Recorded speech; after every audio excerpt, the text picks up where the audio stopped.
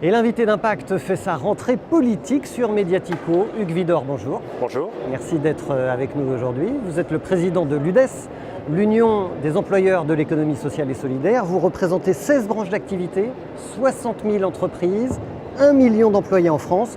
Vous êtes un peu le MEDEF de l'ESS ? On est le porte-parole de l'ESS, puisque nous avons, par rapport au MEDEF, une façon différente d'entreprendre, à partir des modèles coopératifs, associatifs, mutualistes. Alors, on a vu que la rentrée a été très marquée par la démission de Nicolas Hulot, un ministre très populaire en France, en particulier chez les acteurs de l'économie sociale et solidaire et de l'économie circulaire. Il a dit qu'il se sentait seul et pourtant il avait une armée d'acteurs de terrain derrière lui.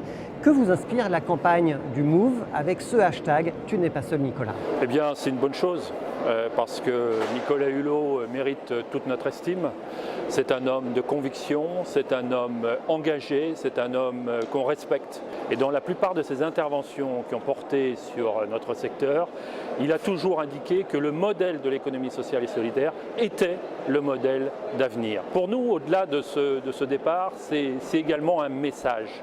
Et c'est un message que nous adressons au gouvernement. Vous croyez qu'il va être entendu ce message, la démission fracassante de Nicolas Hulot? C'est pas un coup d'épée dans l'eau?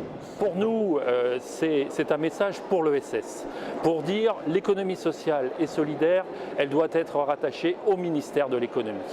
Nous sommes des entreprises, nous avons des modèles d'entreprises différents, mais nous sommes comme des entreprises et nous sommes des entrepreneurs, entrepreneurs sociaux, entrepreneurs mutualistes, entrepreneurs associatifs, entrepreneurs coopératifs. Alors, Hugues Widor, vous discutez régulièrement avec les membres du gouvernement parce que vous allez défendre les intérêts des employeurs de l'économie sociale et solidaire.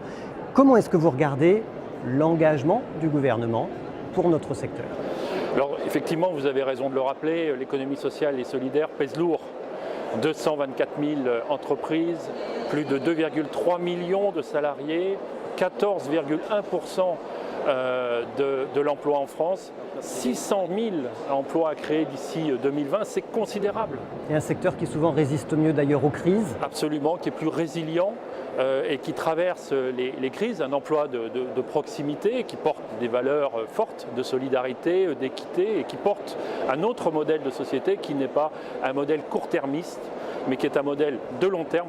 Et le gouvernement là-dedans ? Le gouvernement, nous avons des choses à lui dire et nous allons lui dire, puisque nous avons une rencontre prévue avec le Premier ministre pour évoquer justement cette rentrée. Or, nos associations, les différents partenaires de l'économie sociale ont été relativement échaudés par la mise en cause des emplois aidés. Et donc il y a un rapport de confiance qu'il va falloir de nouveau nouer avec les instances nationales, avec les instances régionales. De l'autre côté, le plan emploi compétences, ça a du mal à se mettre en œuvre, ce qui est logique puisqu'il faut certainement un peu de temps. Et le troisième élément, c'est le fait qu'il y a un report de l'allègement général des charges au mois d'octobre 2019. Ce qui fait que l'année 2019 va être une année extrêmement difficile pour les structures associatives et les structures de l'économie sociale. Un des autres gros dossiers de la rentrée, c'est le projet de loi Pacte. Oui. Quelles sont les propositions que vous avez émises à l'attention du gouvernement dans ce projet de loi qui vise notamment à responsabiliser mieux les entreprises, mais en fait cette partie-là est peut-être de plus en plus noyée aujourd'hui, non ? Alors ce qu'on peut dire sur le loi Pacte, c'est que c'est une loi qui a de bonnes intentions, notamment de développer la dynamique économique dans notre pays. On soutient ce type de démarche. On observe cependant que sur les 70 articles, un seul concerne l'économie sociale et solidaire. C'est relativement, manifestement, une ambition assez faible. On observe quand même un certain nombre de mesures qui nous vont bien. La première, c'est le relèvement des seuils pour les TPE-PME, pour tout ce qui est les déclarations sociales et fiscales, qui passent de 20 à 50, ce qui est une forme justement d'oxygénation du secteur, sachant que 90% des structures ont moins de 20 salariés. Deuxième élément, c'est la mise en œuvre des entreprises à mission.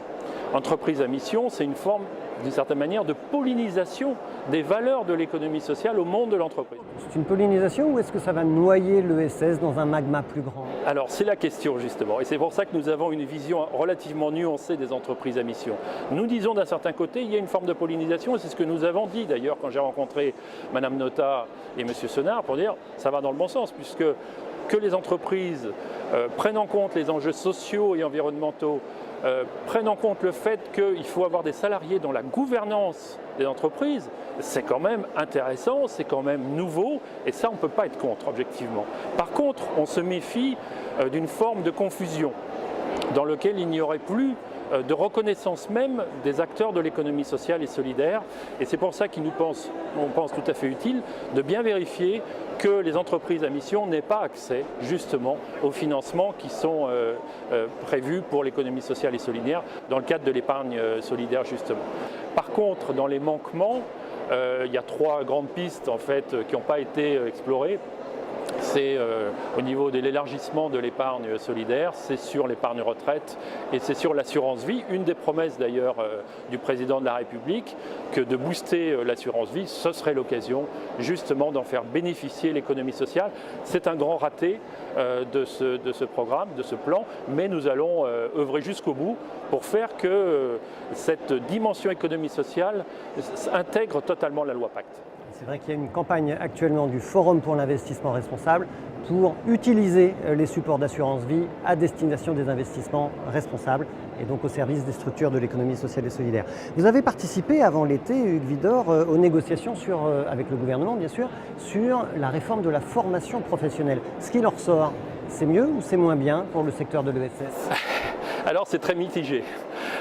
Effectivement, d'un certain point de vue, c'est une belle avancée. On observe une volonté de simplification avec un seul organisme de gouvernance qui va s'appeler France Compétences.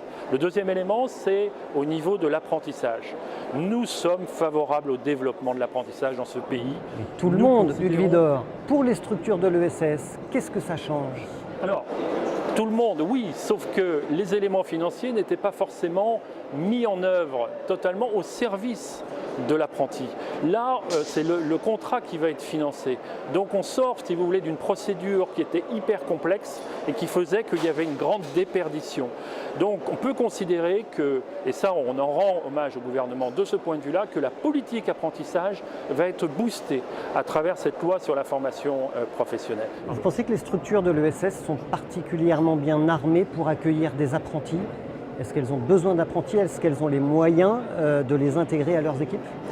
Alors l'apprentissage existe déjà dans l'économie sociale. D'ailleurs, certaines de nos branches professionnelles, je vais prendre celle du sanitaire et social, celle de l'animation, ont développé des politiques spécifiques sur l'apprentissage en créant ce qu'on appelle des centres de formation d'apprentis dédiés, également dans le sport, permettant justement l'intégration et l'insertion des apprentis. C'est une politique que nous voulons développer.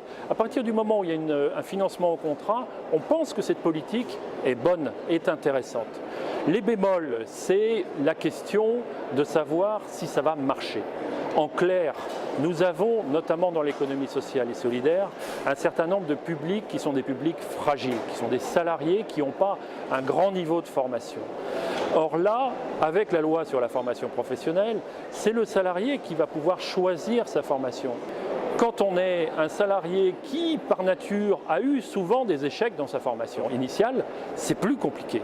Et donc, du coup, il y a une vraie crainte que ce mécanisme ne donne pas, finalement, plus d'accès à la formation. Dernier sujet très important dans cette actualité de rentrée, c'est le plan pauvreté qui est repoussé à on ne sait pas quand pour l'instant. Qu'est-ce que ça vous inspire ? On regrette que ça ne soit pas une loi. Un plan, c'est une annonce.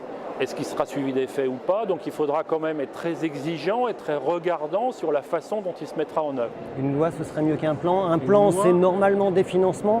Une loi, c'est encore des règles. Une loi de plus, pourrait-on dire? Est-ce que c'est vraiment nécessaire? Une loi, pour nous, une loi engage plus et engage le gouvernement, engage l'exécutif, engage la nation tout entière. Et des financements aussi. Et des financements aussi. Nous avons deux revendications, deux demandes. Dans le plan pauvreté, ce qui nous intéresse, c'est l'insertion. Alors sur deux axes. Le premier, c'est les contrats à durée déterminée d'insertion et donc qui touchent tout un public qui travaille dans les entreprises d'insertion, dans les chantiers d'insertion et qui ont aujourd'hui un problème de financement. Il y a eu un accord cette année entre l'État et les différents acteurs justement qui permettait de financer à hauteur de 200 millions sur 5 ans ce programme, alors que les besoins réels sont de 350 millions par année. Le deuxième point, c'est de généraliser l'expérimentation chômage de longue durée, qui a fait ses preuves, c'est-à-dire que sur 10 expérimentations, 50% des chômeurs qui avaient participé à ce programme ont retrouvé un emploi. On a balayé pas mal de sujets avec vous, Hugues Widor. Il y a encore un ou deux thèmes de rentrée qui vous paraissent essentiels à l'UDES ? Les enjeux, c'est la question de la majoration des cotisations pour les contrats courts dans le cadre de l'assurance chômage, puisqu'il est question de les majorer pour les CDD d'usage et les CDD de remplacement, les contrats à durée déterminée d'usage ou de remplacement, alors que dans l'économie sociale, nous avons un fort besoin de contrats à durée déterminée de remplacement. Quand on prend le secteur des établissements socio-médico-sociaux ou le secteur du domicile, il est nécessaire de toujours avoir une personne en capacité d'intervenir si l'intervenant principal ne peut être là. Pourquoi ? Tout simplement parce qu'on a affaire à des malades, on a affaire à des personnes en situation de perte d'autonomie, on a affaire à des personnes handicapées. Il est inadmissible qu'on pénalise l'employeur parce qu'il a un recours pour justement assurer le service. Merci beaucoup, Hugues Widor.